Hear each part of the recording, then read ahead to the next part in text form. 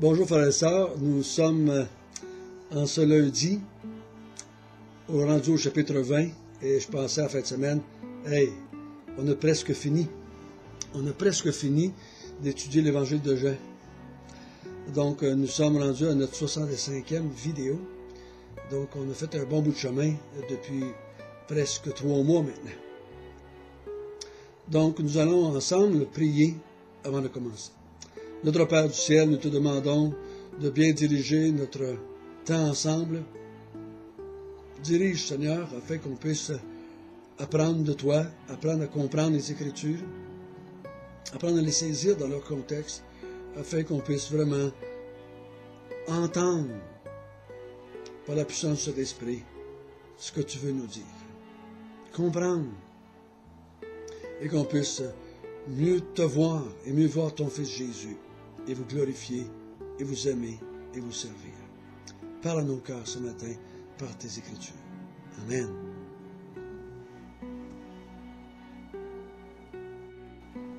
Nous avons vu jusqu'à date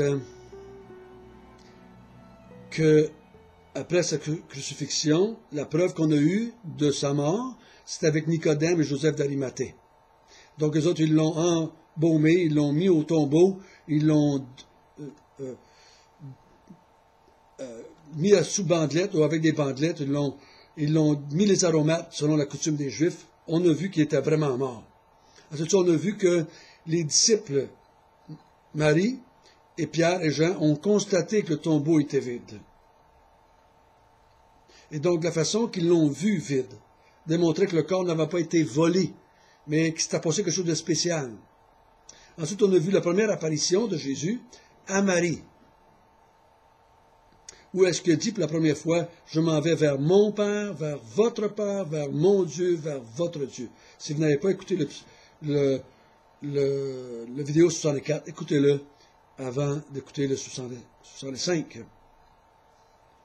Donc, ce matin, nous arrivons à une deuxième apparition. Jésus va apparaître aux disciples, aux apôtres. Donc, nous allons premièrement prendre le temps de lire à partir du verset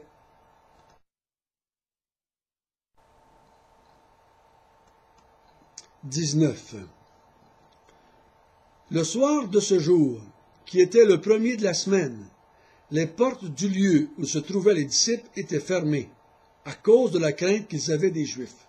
Jésus vint, se présenta au milieu d'eux, et leur dit, « La paix soit avec vous. » Et quand il eut dit cela, et leur montra ses mains et son côté, les disciples furent dans la joie en voyant le Seigneur. Et il leur dit de nouveau, « La paix soit avec vous. Comme le Père m'a envoyé, moi aussi je vous envoie. » Après ces paroles, il souffla sur eux et leur dit, « Recevez le Saint-Esprit. Ceux à qui vous pardonnez les péchés, leur seront pardonnés. Et ceux à qui vous les retiendrez, ils leur seront retenus. »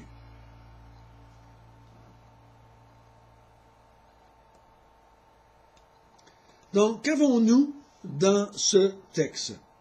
Le soir de ce jour, le jour où Marie a vu Jésus ressuscité dans le jardin, c'était dimanche. Les disciples sont enfermés dans un lieu. Et c'est fermé, c'est barré. Ils ont peur des Juifs. Soyons pas trop sévères envers eux. Parce qu'ils ne sont pas encore remplis du Saint-Esprit. Le Saint-Esprit ne vit pas en eux. Soyons pas trop sévères envers Pierre. On a vu ça ensemble, qui a renié le Maître 3 fois. Mais le jour où ils vont recevoir le Saint-Esprit, à la Pentecôte, ça va changer leur vie. Ils vont accepter la mort, ils vont se réjouir même du fouet, réjouir de la persécution, ils vont accepter de mourir pour lui. Et ils vont devenir des prédicateurs, on pourrait dire, audacieux pour l'Évangile. Mais pour le moment, ils sont dans la crainte. Ils ont peur de mourir parce qu'ils sont des disciples de Jésus-Christ. Donc, nous allons regarder les vérités qu'on a dans ces quelques versets avec la même optique que le restant. J'ai écrit ces choses afin que vous croyiez que Jésus est le Christ, le Fils de Dieu. Donc, cette résurrection démontre qu'il était le Messie et qu'il est le Fils de Dieu. C'est pour ça que Paul va dire, démontrer ou manifester Fils de Dieu par la résurrection. Donc, le Messie devait ressusciter aussi. Donc, cette résurrection-là, si je la prouve, je démontre qu'il est le Christ, le Fils de Dieu. Et en la croyant, j'ai la vie éternelle. Qu'est-ce qu'on voit dans ce texte-là? Premièrement, Jésus arrive au milieu d'eux, les portes fermées à clé. Ça dit quoi? Pendant 33 ans qu'ils ont vécu avec lui, Jésus a toujours cogné aux portes pour entrer. Il a toujours ouvert les portes pour entrer. Mais là, il se présente devant eux, instantanément, sans frapper, sans ouvrir la porte. Et je suis pas mal convaincu que quand ils ont vu Jésus, ou cet homme, cette apparition, ils ont dû regarder vers la porte, voir si la porte était pas ouverte. Donc, c'est la preuve que Jésus n'est pas comme avant. Il y a eu une transformation, il y a eu un changement. Et nous, on va dire aujourd'hui un corps glorifié. Avec ce corps glorifié, il peut se déplacer, il peut disparaître et apparaître. Je ne suis pas sûr qu'il a passé à travers les murs, plus qu'il est apparu là, paf, sur place. Je ne sais pas. Mais c'est une preuve qu'il est ressuscité. Parce que même mort, il ne pouvait pas faire ça. Mais il fallait qu'il soit ressuscité pour faire ça. Donc Jésus dit à ses disciples, il s'est passé de quoi là? Il s'est passé de quoi là? Et là, il leur dit que la paix soit avec vous. Mais je crois que c'est une salutation pour les Juifs. On pourrait bien dire que Jésus amène la paix, puis toutes sortes de paix, en tout cas. Mais je crois que plutôt ici qu'il est en train de leur dire « Bonjour, comment ça va? » Et quand il leur dit cela, il leur montra ses mains et son côté. Donc il leur montre, il donne une preuve. On ne sait pas qu'est-ce qu'il y a, de façon physique, qu'est-ce qu'il y avait de différent. Parce que tout au long, ce qu'on va voir jusqu'à la fin du verset chapitre 21, et dans les autres évangiles, et dans les actes des apôtres, quand Jésus apparaît, ils ne sont pas sûrs que c'est lui. Les disciples d'Emmaüs ne le reconnaissent pas. Marie ne l'a pas reconnu, elle pensait que c'était le jardinier. Donc, il y avait quelque chose de différent, là. Ça devrait nous convaincre qu'il s'est passé de quoi. Jésus, c'est pas le même qu'avant. Parce qu'il le reconnaîtrait tout de suite, dire, ah oui, Jésus, ben, il le reconnaîtrait, mais c'est pas lui. Comme avant. Mais c'est lui. Dans un nouveau corps, changé. Était-tu toujours habillé en blanc, comme on se voit sur les photos? Était-tu plus lumineux? On ne sait pas. En tout cas, c'est pas dit dans le taxi. Mais pour leur donner des preuves que c'était lui, qu'il n'aurait pas eu besoin que ça aurait été le même gars qu'avant, regardez mes mains, regardez mon côté. Je ne sais pas pourquoi il ne montre pas les pieds. Il n'a pas levé un peu sa robe et dit, regardez les pieds. Mais il ne mentionne pas. Puis il ne mentionnera pas, je ne pense pas non plus, à Thomas. Donc Jésus, il donne des preuves que c'est vraiment lui. Ce n'est pas une apparition comme angélique, on pourrait dire. C'est vraiment le même Jésus qui a été crucifié, mais en même temps, c'est un autre Jésus, parce qu'il est glorifié. Donc, ça nous dit qu'il s'est passé de quoi entre la mort, entre la croix, et le moment où il leur parle. Et nous, on sait, puis les apôtres vont venir être convaincus, que c'est la résurrection. Jésus a un corps nouveau. Il est passé de la mort à la vie. Pas juste spirituellement, ou d'une façon virtuelle, je pourrais dire aujourd'hui, mais c'est vraiment de façon aussi physique et matérielle. Donc là, ils sont dans la joie, ils sont contents, ils savent que c'est Jésus. Ils savent que c'est Jésus. Et là, Jésus va faire quelque chose encore d'exceptionnel. Il dit, comme le Père m'a envoyé, je vous envoie. Vous envoie où? Il avait dit ça dans Jean 17. Comme tu m'as envoyé dans le monde, je les envoie aussi dans le monde. Puis là, il va dire quelque chose. Il souffla sur eux et leur dit, recevez cet esprit. C'est pas la seule fois qu'il fait ça. Il souffle sur eux et le Saint-Esprit vint sur eux. Aujourd'hui, il y en a qui pensent ils ont le pouvoir d'imposer les mains à quelqu'un, puis c'est l'Esprit vient. Il ne faut pas penser ça. Dans les actes des apôtres, oui, il s'est passé quelques exceptions à la règle, mais en règle générale, il n'y a pas aucun être humain qui s'appelle apôtre ou autre qui ont le pouvoir de commander au Saint-Esprit quelque chose.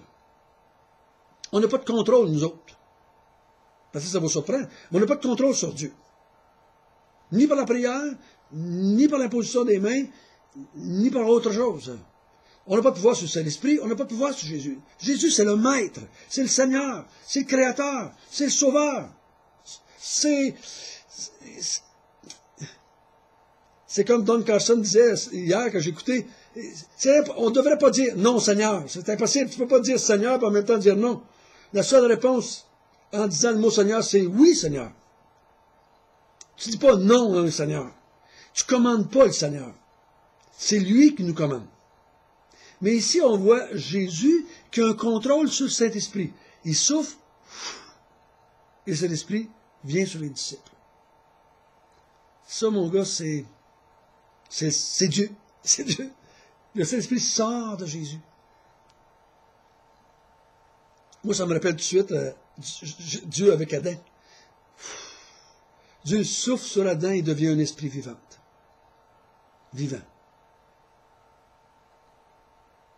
Et il souffle sur eux. Il dit, recevez cet esprit. Pouvoir divin. Pouvoir divin. Pourquoi il fait cela? Pourquoi il n'attend pas à la Pentecôte? Je ne peux pas vraiment vous expliquer pourquoi. Mais il le fait ici. Puis la raison pourquoi il le fait, il dit, ceux à qui je vous envoie dans le monde, il souffle sur eux, puis là il va leur dire quelque chose. Je crois qu'ils comprennent par la puissance de l'Esprit. Ceux à qui vous pardonnez les péchés, ils leur seront pardonnés. Ceux à qui vous les retiendrez, ils leur seront retenus. Je ne crois pas que vous croyez non plus qu'il est en train d'instituer ici le sacrement de la pénitence. L'être humain n'a pas de pouvoir. Les Juifs ont dit à Jésus un jour, personne ne peut pardonner les péchés si ce n'est que Dieu seul. Donc, il n'est pas en train de donner un pouvoir divin aux disciples ici. Il dit, ceux à qui vous pardonnez seront pardonnés. Mais je crois qu'il leur donne ce pouvoir-là par l'Évangile, par la prédication de l'Évangile. Ceux à qui vous pardonnez, que vous allez prêcher l'Évangile, et que vont croire que je suis mort et ressuscité, vous pourrez leur dire, tes péchés te sont pardonnés. Ceux qui vont refuser de croire, vous leur direz, vos péchés sont retenus. Vous leur direz ça. Vous avez ce pouvoir-là par la prédication de l'Évangile. Mais nous avons ce même pouvoir-là. Mais avant qu'on parle de cela, comprenez bien ce qui se passe ici. Tant et aussi longtemps que Jésus ne pouvait pas, aussi longtemps que Jésus n'était pas ressuscité, il ne pouvait pas dire ça. Il dit ça pour démontrer que la résurrection a bien lieu. Le Messie est bien ressuscité. Le Fils de Dieu est bien ressuscité. Maintenant, le pardon des péchés pourrait être proclamé parce qu'ils avaient une preuve que Dieu pardonne. Quelle est la preuve que Dieu pardonne? Jésus est ressuscité. Comprenez-moi bien, là, ce que je vais dire. Entre guillemets, Jésus, c'est le premier pardonné. Pas pour ses péchés, mais pour les nôtres. Il a pris sur lui, nos péchés. Donc, il est devenu péché pour nous, selon les Corinthiens. Et le sacrifice qu'il a offert de sa vie, Dieu lui a pardonné les péchés. Il est sorti de la mort, parce que là, il est mort à cause des péchés, il est sorti de la mort. Et le pardon des péchés, c'est ça que ça fait. Quand Dieu pardonne les péchés à quelqu'un, il passe de la mort à la vie. Puis il dit ici, la preuve que je suis ressuscité, la preuve que Dieu m'a ressuscité, c'est que vous pouvez maintenant proclamer le pardon des péchés. Et les gens vont vous croire. Parce que je suis ressuscité. Je crois que c'est la grande emphase dans les actes des apôtres. Jésus est ressuscité, Jésus est ressuscité, Jésus est ressuscité. La preuve que Dieu l'a pardonné, la preuve qu'il était de Dieu, la preuve que Dieu a accepté le sacrifice, c'est qu'il l'a ressuscité. Voyez-vous, tout se tient ici. Il dit, je passe à travers les murs, j'apparais où ce que je veux, j'ai le pouvoir de vous donner le pardon, le Saint-Esprit, et vous pouvez aller pardonner, aller et proclamer le pardon des péchés au monde. Parce que j'ai été ressuscité. Quelle belle vérité. Ce n'est pas un privilège qui est donné aux 10 ici. Parce que Thomas n'est pas là, Judas n'est pas là. Ce n'est pas un privilège qui est accordé aux 10. C'est un privilège qui est accordé à tous les croyants, petits et grands, jeunes et vieux, hommes ou femmes. Tout le monde a ce pouvoir-là de proclamer l'Évangile et d'accorder le pardon des péchés. Tout le monde. On peut aller vers les gens et de leur dire cela, et de leur proclamer ça. Si vous vous repentez et si vous croyez, vous allez avoir le pardon de vos péchés. Si vous ne vous croyez pas et que vous ne vous repentez pas, vous n'avez pas le pardon de vos péchés, vous allez mourir dans vos péchés. Et Jésus peut envoyer ses disciples le faire, parce que maintenant, ils ont une preuve à proclamer. C'était facile à dire. Un jour, Jésus a dit, qu'est-ce qui est le plus dur? De dire tes péchés te sont pardonnés? Ou de dire, prends ton lit et marche? Il a dit, prends ton lit et marche, j'ai donné une preuve qui avait le pouvoir de pardonner les péchés. Mais maintenant, il donne une preuve, la preuve qu'on peut proclamer le pardon des péchés en Jésus, c'est la résurrection. Donc, n'oublions pas, quand on prêche l'Évangile, de parler de la résurrection, d'annoncer la résurrection. Donc, si Jésus, qui a porté nos péchés, a ressuscité, nous qui croyons en lui, nous sommes ressuscités spirituellement, nous avons la vie, et nous serons aussi ressuscités à la fin des temps. Comme Jésus. Je ne sais pas si nos corps vont avoir tous les pouvoirs du corps glorieux de Jésus.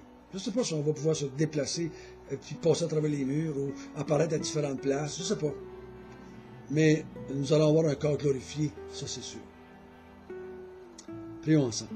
Notre Père du ciel, nous te remercions de nous avoir donné la preuve que le pardon des péchés peut être proclamé. La preuve que tu accordes le pardon des péchés, c'est que tu as ressuscité Jésus. Donne-nous la grâce de proclamer cela. Donne-nous la grâce de comprendre notre mission dans le monde. Nous sommes là pour proclamer le pardon des péchés, afin que les gens se tournent vers Dieu pour l'aimer, l'adorer et le servir. Nous ne sommes pas là juste pour faire du bien, comme certains pensent. Jésus n'était pas seulement un modèle, mais il est la victoire sur la mort. Et l'apôtre Paul va ramener ça dans 15. Lui est le premier parmi les ressuscités. Nous autres, on va être tous ressuscités aussi un jour, à cause de lui. Aide-nous, Seigneur, à d'être comme les disciples, dans la joie, à cause de la résurrection de Jésus. Amen.